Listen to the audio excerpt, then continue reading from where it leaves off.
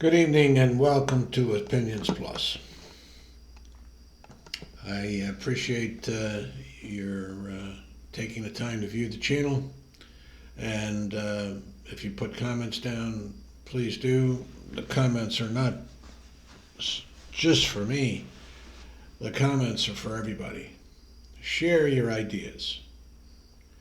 Um, I don't have a great viewership, but your ideas can go to someone and they may have, you know, impact. So please put the comments down.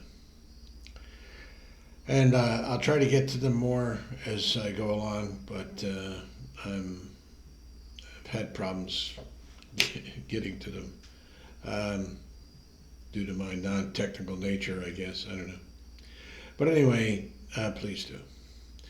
The topic today that I'm going to opine about is addiction. Everybody in some way or another has an addiction.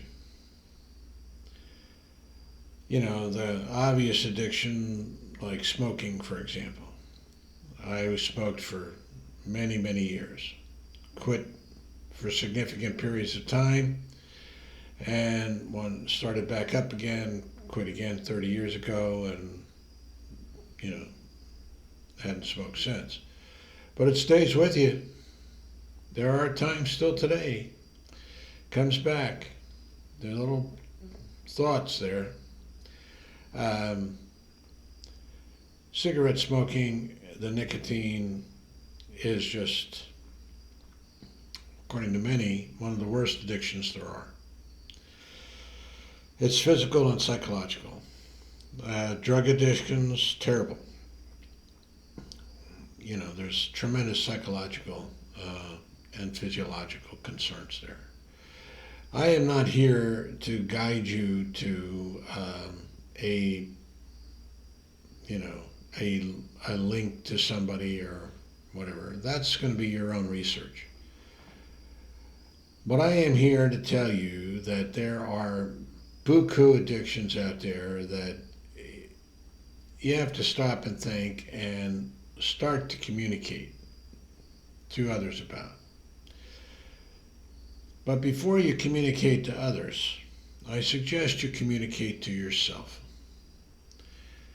Really think about it. Look yourself in the mirror and talk to you. You know, do you have a serious addiction?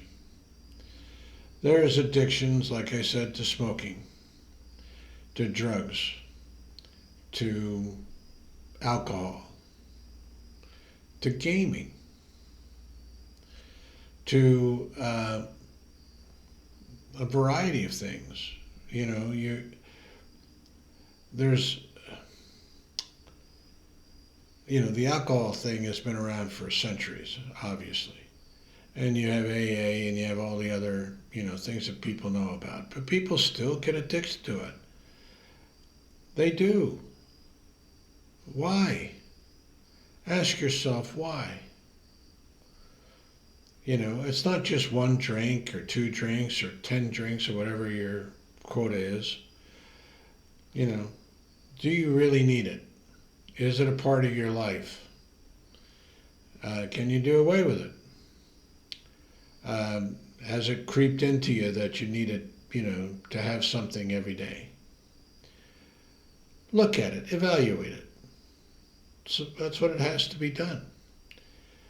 You know, this gaming addiction is also prevalent. Texting addiction. I saw a thing on, you know, when texting was in fairly new. I know most people don't know it because it's so ubiquitous today, but it was fairly new at one time. And there was you know, an actual psych theory on why teenagers, especially teenagers, were texting so much. They would text at night, text when they were asleep. It gets into you. Things get into you. Look at our political situation today. There are people who are addicted to politics, and I don't mean just by getting into politics or just talking about politics. I mean, I look at the CNN stuff, or not the CNN stuff, I don't look at them so much anymore, but some of the progressive channels, for example. There's legal channels. The importance of politics in today's world cannot be understated. It's ingrained in us now. It's on everything. Mr. Trump's face is everywhere. Now, I guess he likes that because he likes the PR. But people are addicted to him. I don't know why. I've tried and listened and, really stretched my mind to think how a person, an average Joe like myself, could be addicted to that man. To think that most people will, in what the last poll that I questioned about, they trust Trump more than they trust their own family. They trust Trump's word more than they trust their own family, more than they trust their minister, more than they trust the authorities, by a significant margin. And why? He's the most lying person. They even monitored how many lies he told, if that's possible. He's an indicted crook who slept with a porn star when his wife had a child, a baby. This man has no character. Why do they believe him? Why are they, look at him and many of these Christians as a second coming of Christ? Why are preachers afraid to preach, to talk about things in a righteous, reasonable way? Bring up these points, bring up the corruption. But people won't see the corruption. Is it because they're addicted to Trump? Is that a form of addiction? They talk about cults and all that. What's a cult? I don't really, you just define one addiction as another in my small medical world or psychological world. But I consider it an addiction. Understand your concerns. Understand where they're coming from. Understand why they're there. It's called critical thinking. Critical thinking. You've got to start doing it. Realize it first. Now, if you can promote everything, if you stand for, you want your child to emulate Mr. Trump, that that child is going to grow up to be a man like that, if that's what you want, and that's not an addiction, that's logic, that's true, well, that's true then. But I think a lot of these things are addictive. I think politics is addictive. I think food is addictive. I think pornography is addictive. I think, television, watching television is addictive. Some people have the television on all the time. Some say, well, I just want the company. There's more to things like that. YouTube is addictive. I know that. I listen to it all the time. Those audiobooks are just incredible. Incredible. My daughter turned me on to YouTube several years ago.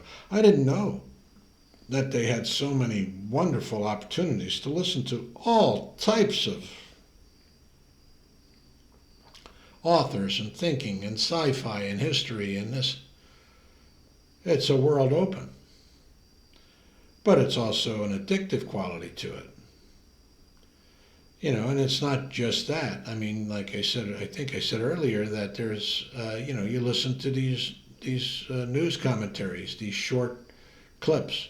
I don't listen to one in particular, There's quite a few that I listen to. But the Ukrainian situation, you know, I listen to that quite often. There's nothing I can do about the Ukraine. My heart is broken by the fact that Russia is taking over this, or tried to take over this country. And yet people today here believe that Putin's a good man. Is that an addiction? I'm not 100% sure on that, but it can be led by an addictive quality because you want to just believe whatever the hell is going on because you have to follow that train and that addictive path. Just like you have to smoke when you know you shouldn't. You know you don't even want to. When I had the flu one time, I was choking and smoking and choking. My neighbor across the street at one time, she was on oxygen and smoking. There's no logic. She knows perfectly well. I knew perfectly well, but you can't stop. It's an addiction. Feed the understanding in your mind and in your heart. Feed it with communication. Start with yourself. Talk to others that you have some trust in. Not just some beanhead neighbor with a big mouth, but people who care. People who are empathetic. People who have the ability to exchange ideas.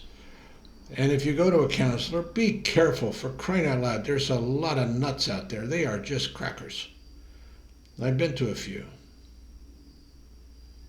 When I was hospitalized and I was and seeking out help for depression, my gosh, there are some nuts out there. And even as problematic as you may be, you still have to be on guard.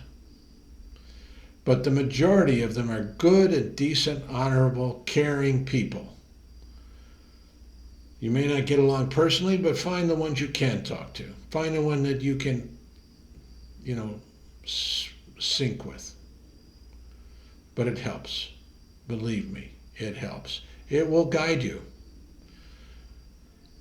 It's not an all or nothing thing. It's just an effort to seek information and to overcome a burden that you may have.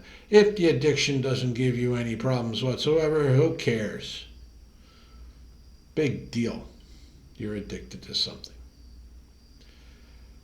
But if it gives you a problem, if it gives you pain, if it gives your family pain, if it gives the society pain, think about it. Deal with it in a mature and understanding way.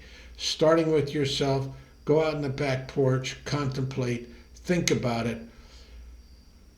Get engaged with your own self, either through something like yoga, through meditation, through counseling, through prayer, through your ministers, and I think, there's just so much going on that people don't even trust their ministers. And some of these people I've seen, I can see why. But it goes both ways, the trust. I did a clip on trust. It's a big issue today. Trust yourself. Trust where you can go. Believe in yourself. Look at that person in the mirror and talk to yourself. If you know somebody with an addiction, reach out to them. Talk to them. Bring it up. Maybe it's no big deal to them. And then once you have that understanding, it shouldn't be a big deal to you. But if you see it, talk to them. If you care for them, talk to them. All right, I thank you for listening. If you liked the clip, subscribe. If you don't, subscribe anyway. But hit the like button if you like it, and send the link on to your friend or neighbor if you believe it has some value. Have a great evening. Take care. Bye for now.